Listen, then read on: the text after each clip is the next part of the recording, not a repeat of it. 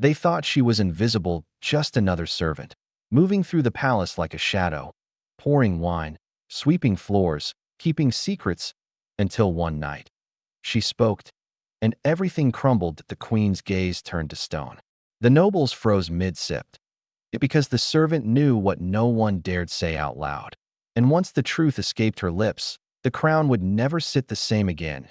If you believe power can come from the most unexpected voices, subscribe now, because this is the true story of how one servant shattered an empire with a single sentence. She moved like air, silent, unnoticed, unimportant. The court had grown used to her presence, barely lifting their eyes as she passed. They didn't know her name, but she knew theirs, and more importantly, she knew their sins. From behind velvet curtains, she had seen the queen's trembling hands. From under the banquet table, she had heard the duke's threats, and in the stillness of midnight, she had stood outside the king's chamber, listening to whispers never meant to leave stone walls. She was the palace's ghost, living among its living, but ghosts remember everything.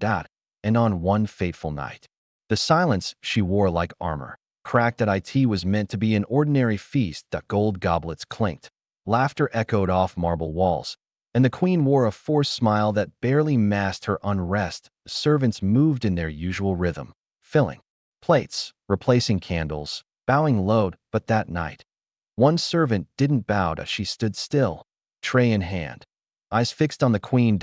And though no one noticed at first, something shifted in the air. A draft swept through the hall. Though no door had opened, the harpist paused mid-note. A hound growled beneath the table. Even the flames in the sconces seemed to flicker harder, as if anticipating what was coming. And then, with a voice that wasn't loud, but carried like thunder, she spoke just 5 words but they hit the room like an axe to ice. Every fork stopped mid-air. The queen's goblet shattered in her hand. Because those 5 words were not just a question. They were an accusation. "I know what you're hiding." That's all she said. But it was enough to bring a royal court to a standstill. The queen's fingers trembled around the shards of her broken goblet. Her wine, dark as blood, dripped down her wrist and onto the tablecloth. No one moved. Not the guards. Not the nobles. Not even the hounds. All eyes turned to the servant girl. She was young, barely 20. Too plain to be remembered by name. Yet now, every face in the room burned her into memory. The queen rose slowly, her chair screeching against the stone floor. She didn't yell. She didn't flinch. She only stared at the girl with a silence more terrifying than rage. "How dare you?" whispered the duchess beside her. But the queen said nothing, because in her heart, she already knew. Someone had seen what no one was supposed to see. And once a secret leaves the shadows, it never goes back. Quietly, it began 3 nights ago. The palace had been unusually still. A storm raged outside, wind slamming against the stained glass windows like a curse trying to claw its way in. Most of the court had gone to bed early, except her. The servant girl had been ordered to deliver a tray to the queen's private chambers. Nothing unusual. But when she arrived, the main door was ajar. That was impossible. Queen's quarters were sealed after midnight, locked from the inside, guarded from without. No one went in. No one came out. Yet there it was, open. She waited, called out softly. No answer. And that's when she heard it. A rustle, a whisper, a dragging sound. Curiosity tugged at her like a hand on her shoulder. Against her better judgment, she stepped inside. What she saw, what she shouldn't have seen, would follow her forever. She didn't scream. She couldn't, because the moment she opened her mouth, the queen herself appeared from the shadows, holding something that should not have been in her arms. Something or someone. It wasn't a child. It wasn't a pet. And it certainly wasn't a doll. What the queen clutched in her arms, wrapped in rich velvet, limp and pale as candle wax, was unmistakably human. Its head tilted back unnaturally, its eyes sealed shut. The servant gasped, but no sound left her lips. Her knees weakened. Her hands trembled. The queen didn't flinch. She simply whispered, "You weren't supposed to see this." Her voice was calm, too calm that the girl tried to step back, but her heel caught the edge of the rug. She stumbled, fell, and her tray of bread and figs crashed to the floor like shattered silence. The queen looked down at her, not in anger, not in fear, but in pity. "Loyalty is rare," the queen murmured. But silence is sacred. She then carried the lifeless form into the hidden antechamber and closed the panel behind her.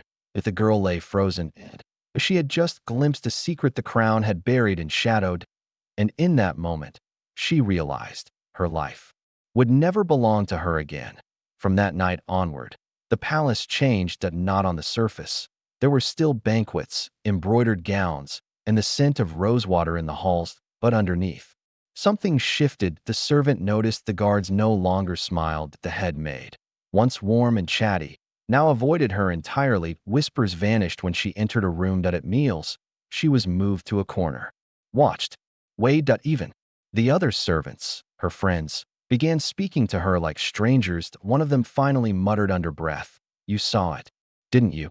But before she could answer, a bell rang, sharper than usual, and the girl was summoned. Not to the kitchens, not to clean linen. To the queen's private chamber, the same room where velvet curtains stayed drawn even in daylight, and the mirrors were all turned to face the walls. As she walked there, heart pounding, palms damp, the silence in the corridors felt louder than screams. And in that silence, one truth echoed louder than anything else. She was not being brought in.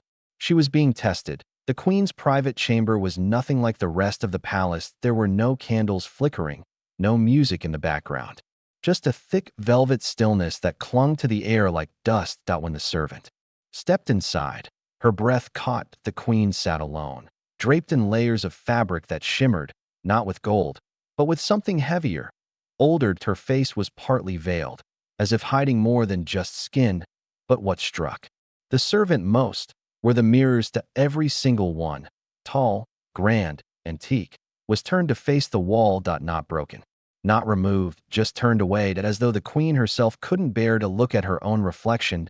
"Do you know why I called you?" the queen asked softly. The girl shook her head, afraid to speak. But the queen stood and walked slowly toward her. Not with rage, not with grace, with the slow, heavy steps of someone carrying a burden no crown could fix. And then, without warning, she whispered, "Tell me exactly what you saw that night. Leave nothing out, and choose your words carefully." The servant's lips parted, but no sound came. Her hands trembled slightly, and for a moment, the queen simply watched her. Not with anger, but with something colder. Not fear, not sorrow. But expectation. So the girl began. She spoke slowly, carefully, about that stormy night, about how she'd been cleaning the corridor near the queen's chamber when she heard it. Not a scream, but a sound like choking, gasping, struggling. And then silence. She'd approached the door, unsure if she should knock. But the door had already been open, just a crack. Enough to see the queen kneeling beside a figure on the floor. A man. Not dressed like a servant, not anyone from the court. And not breathing. The girl had turned and fled before the queen saw her. Or so she thought. Now, standing here, her voice barely above a whisper, she finished, "I didn't see his face, just his hand. It was pale and bruised." The queen said nothing at first, then she smiled. But it wasn't joy. It was relief. "You didn't see his face," she repeated, almost to herself. "Good. Then," she added, "because if you had, this would be a very different conversation." The room grew colder, and the mirrors stayed turned to the wall. The queen stepped forward, but instead of anger, she offered something the girl never expected, a request. "You will not speak of this again," she said softly. "Not because I order it, but because some truths rot when dragged into sunlight." She walked to a nearby drawer, unlocked it, and pulled out a thin, velvet-wrapped box. From it, she retrieved an object the girl didn't recognize at first, a small golden ring, twisted and old. It looked like it hadn't been worn in years. "Take this," the queen said. "It was his, and now it's yours." A reminder that silence isn't always cowardice. Sometimes it's loyalty. The girl's hands shook as she accepted the ring. The queen leaned in, her voice like frost. "You didn't see a man. You saw a ghost, and ghosts are best left alone." Then, without waiting for an answer, the queen turned and walked away, her gown brushing the stone floor like falling snow. The girl remained still. Alone. Holding a dead man's ring, and a secret heavier than gold. And above them both, the palace roof creaked quietly, like it too was listening. That night, the servant didn't sleep. She sat by the fire, staring at the ring in her palm, its twisted band still. Warm from the queen's hand, or was it from the story buried inside it? She tried to convince herself it was over, that the queen's warning was clear, that she would never speak of the man again. But then, just before dawn, as the first light touched the palace roof, she heard it again. The dragging sound. Not loud, not frantic. Just soft, rhythmic, like something or someone was being pulled across the floor behind a locked chamber. She pressed her ear to the queen's door. Silence. Then a whisper. Not hers, not the queen's. A man's voice. Rough, familiar, broken by time. Don't forget me. She staggered back from the door, heart pounding. He was gone. He was supposed to be gone. But the palace. The palace had a way of keeping things that were meant to be buried. The next morning, the queen appeared for court, dressed impeccably, her eyes calm, her voice steady. As if nothing had happened. As if no servant had stumbled upon her deepest secret. But the girl noticed something, small, almost meaningless to anyone else, that one of the velvet curtains in the queen's private hall had been shifted ever so slightly. Just enough to reveal a hidden slit in the wall, too thin for daylight, but just wide enough to whisper through. And later that afternoon, when the servant passed by again, she saw it with her own eyes. The curtain swayed, though no wind touched it. She stepped closer, closer than she should have dared. And from the dark slit behind it, something watched her. Not with eyes, but with memory. The kind that clings to stone, that doesn't forget, that doesn't forgive. Her throat tightened. Her hands trembled. She was no longer a girl serving a queen. She was a witness. And that made her dangerous. By dusk, a new rule had swept through the palace, though no one ever spoke it aloud. Never ask why the queen's chambers were always locked from the inside. Never look directly at the west wall. And most of all, never speak to the girl who saw what she shouldn't have. The servant, once invisible among the silver trays and velvet carpets, now drew glances filled with unease. Her fellow maids stopped sharing bread with her. Guards avoided her path. Even the dogs in the royal kennels turned their heads when she passed. The queen, she continued as if none of it touched her. Smiling at banquets, nodding during council meetings, whispering with foreign ambassadors. But something had changed. The air in the palace had grown heavier. The shadows longer. And for the girl who had once polished the queen's mirrors, every reflection now felt like a warning. Because in a place ruled by secrets, truth is the most dangerous thing you can carry. And hers was getting heavier by the hour. That night, the girl awoke to the sound of footsteps, soft, deliberate, not the kind made by guards. They were coming from the queen's private hallway, the one no one was allowed to use after sunset. Heart pounding, she tiptoed from her straw mattress and followed the sound, barefoot on the cold marble floor.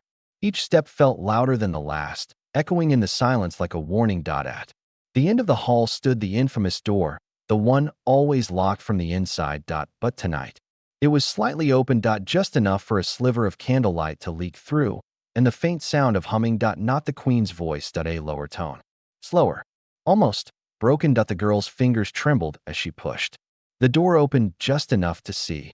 There, seated beside the queen, was a man. His back to her. Motionless. And the queen?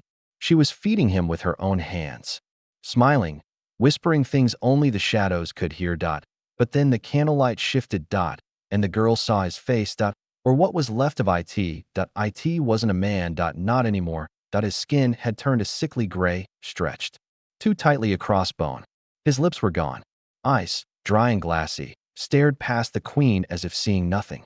And yet, she smiled at him like he was still her beloved. The girl gasped, barely.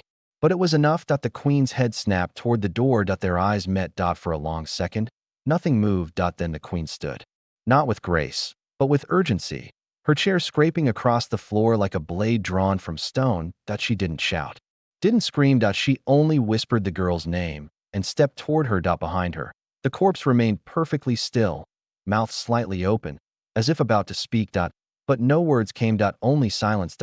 And then, suddenly, the door slammed shut from inside. The girl found herself alone in the hallway, trembling. And the palace, once again, was quiet. But not peaceful. That night, the queen did not appear at supper. The long table sat untouched. Servants waited with bated breath. But no one entered. When the chamber door was finally opened the next morning, they found only one plate, cleared, polished, spotless. and 2 chairs. One, still upright, with a goblet of untouched wine beside it. Other, knocked over. As if someone had left in a hurry, or been taken. The corpse was gone.